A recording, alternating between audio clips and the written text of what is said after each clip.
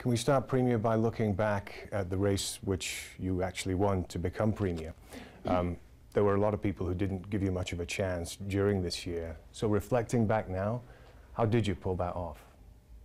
I talked to Albertans, and it sounds simplistic, but what I knew when I decided to enter the race was that I believed that I lived my life the way most Albertans live theirs, and I'd had the benefit of being in government for 3 years and seeing a lot of things that I would like to have done differently, and I had the opportunity to talk about those. So when I decided to run, that's what I wanted to do. And over the course of the campaign, I think I got an awful lot of energy and encouragement and support from people who acknowledged that those were good things to discuss. At the beginning of the campaign, I think a lot of people were very nervous about the fact that I talked about change so much. A lot of my own colleagues were, and certainly a lot of people in Alberta generally, and they were very skeptical of whether or not we could make change, or what change could look like, or how much change we could make.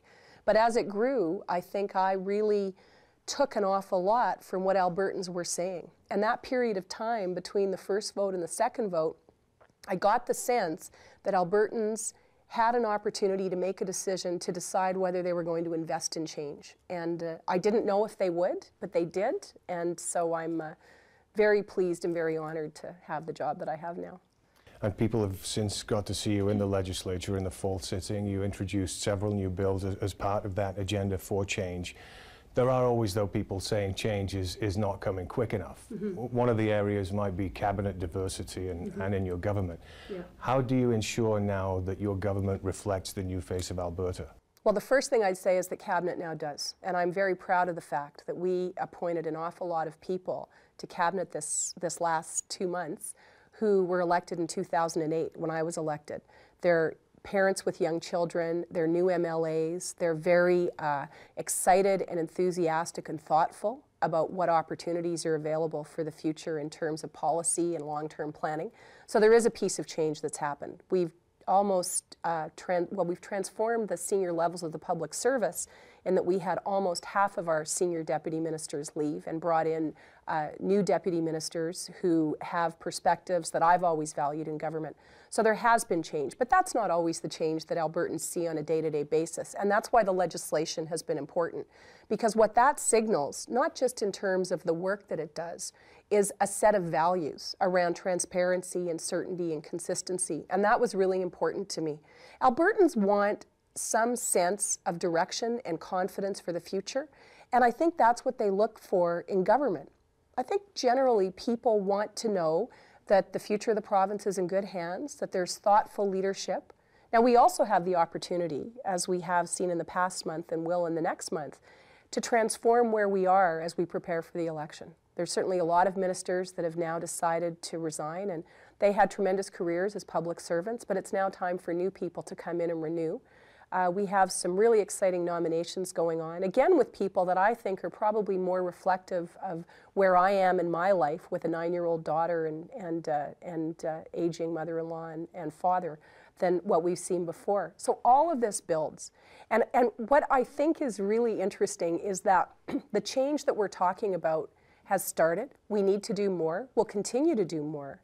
But it has begun. And I think that's something that at the beginning of all of this, people weren't even sure could happen. As far as having more women in cabinet and in government, though, and people of color, is that something that's important to you?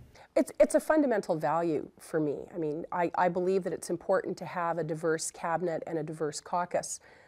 I have lived my life supporting change like that. What I will always do is ensure that that change comes with merit.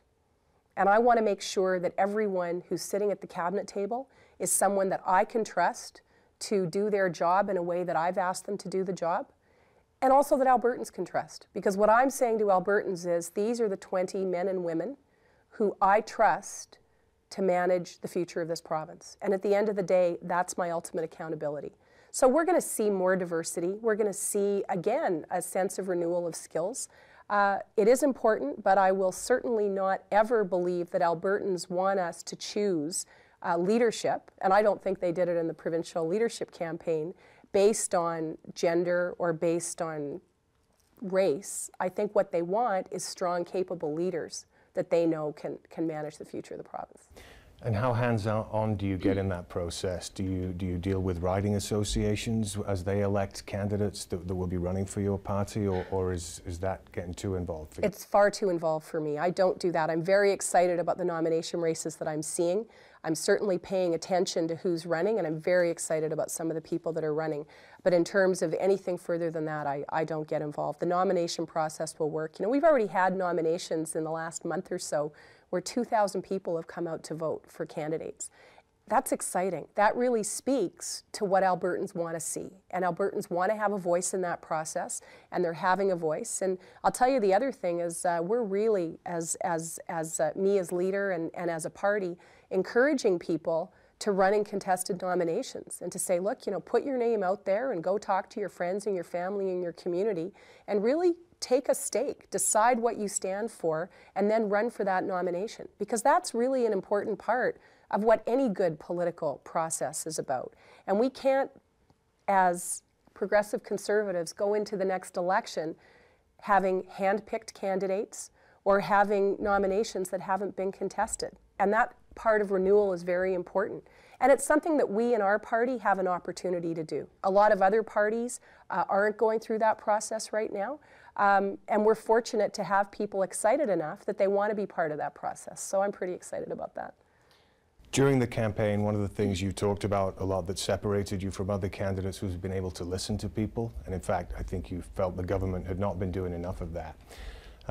What's your role with listening to the opposition, given that they do represent a proportion of Alberta? Mm-hmm. Some of the leaders had complained they didn't feel valued enough in this fall session. What's your role there? There's two things that happen. One is I'm going to respect the fact that there are people who are elected to the legislature who represent their constituents, and it's important for me to be able to listen to what they're saying. What I will tell you is that I'll separate the wheat from the chaff. I think there are some MLAs that make very valid points, that are policy points, that truly represent how their constituents are feeling about issues. Those are really valid points that are part of a legislative debate. And we need to make sure that we're accommodating all of that.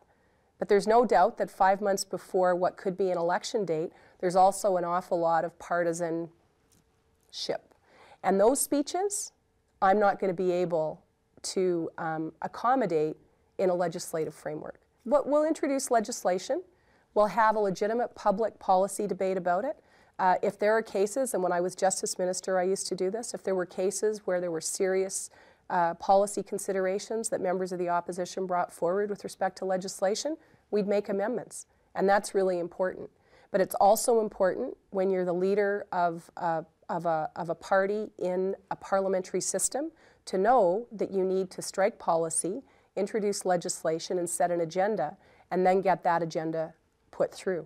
And one of the things, and one of the reasons that I ran for leader, is that we've lost the ability to have what I'll call an elevated debate about public policy. Some of the discussion we've seen in this province in the past 2 or 3 years isn't about policy. It's about undermining the institutions of government, undermining regulatory processes, not respecting the legislature. And Albertans don't want that. That's my view anyway, and so that's how we're going to conduct our business. Did you feel there was too much of that partisanship then in this fall sitting? There was a lot of it. It's a tone in politics right now in Alberta, and that's fine. It's not for me to judge that. It'll be for Albertans to judge that. And as far as Albertans judging you on how you work with the opposition, again, some of the opposition leaders, and I understand you'll always get this level of criticism no matter what you do, but we're talking about the same things that your predecessors had done with invoking closure, limiting debate on certain bills. Is that something you'd Well, it's interesting because it harkens back to my earlier comment, which is if we're having serious policy debate about legislation, then I think that debate can carry on for a very long time. I think that if you go through, which I'm sure most people won't, but if you wanted to, you could, if you go through some of the legislative debate that we saw with respect to legislation that was introduced, some of it, frankly, had nothing to do with the legislation. And when you have 20-minute speeches that in theory are about the legislation, but in practicality have nothing to do with the legislation, at some point, our responsibility as a government is to say, you know what? It's now time to pass this legislation. And ultimately, the test as to whether or not that was the right choice will be to go to Albertans and to say, this is the legislation that we've passed, this is the process that we followed, And now we'd like to believe that we've earned your trust and that you'll vote for us in the next election. It's a very interesting dynamic at the moment, and I think most Albertans understand that that's exactly what it is. And at the end of the day, the proof of the pudding will be in the tasting.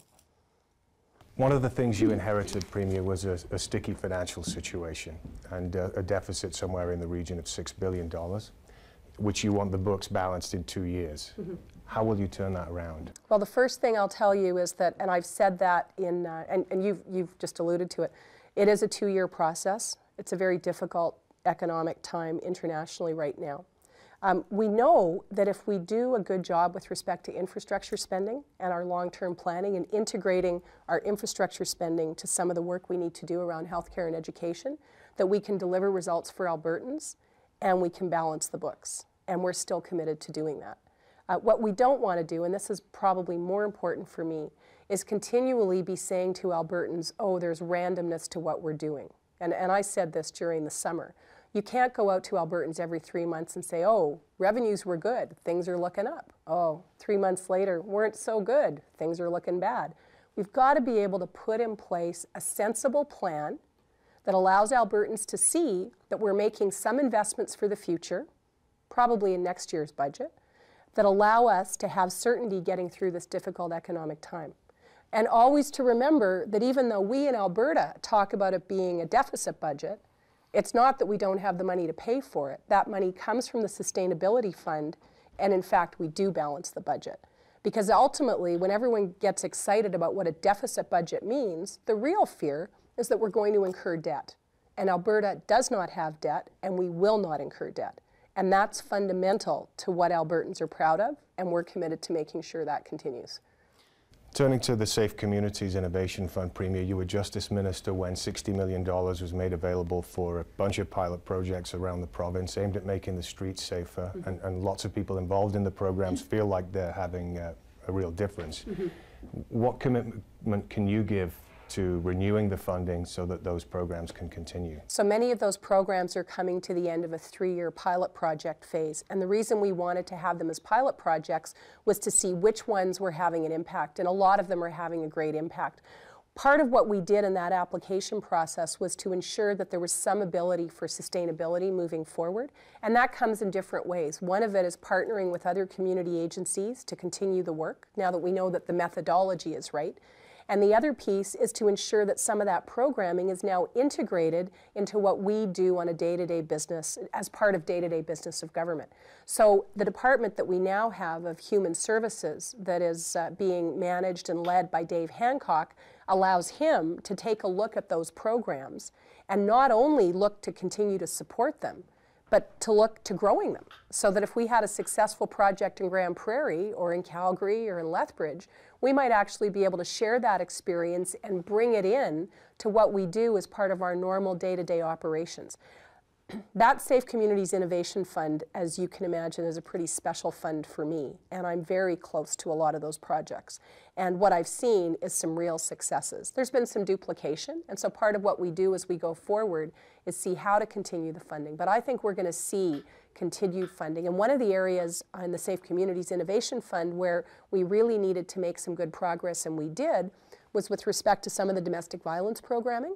And that domestic violence programming is fundamental to what happens now in the Department of Human Services. So we're going to start to see some of that work translate into a more systemic approach to some of these problems. So if basically it sounds like if it can be proven the programs are working, you feel that they would have a future? Absolutely, absolutely. That was the entire point. And we're lucky enough in this province to have the resources in place where when we decide that those are priorities, that we can invest in those. Looking at balancing the books, can we expect to see a couple of tough years that some programs may be cut for you to be able to do that?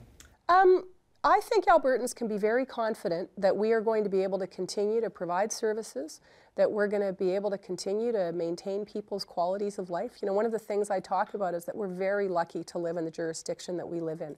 We have resources, and what we need to do as a government is make sure that we're managing them in a way that doesn't lead to sort of erratic delivery of services. That's a core value of mine. It's what Albertans have experienced before.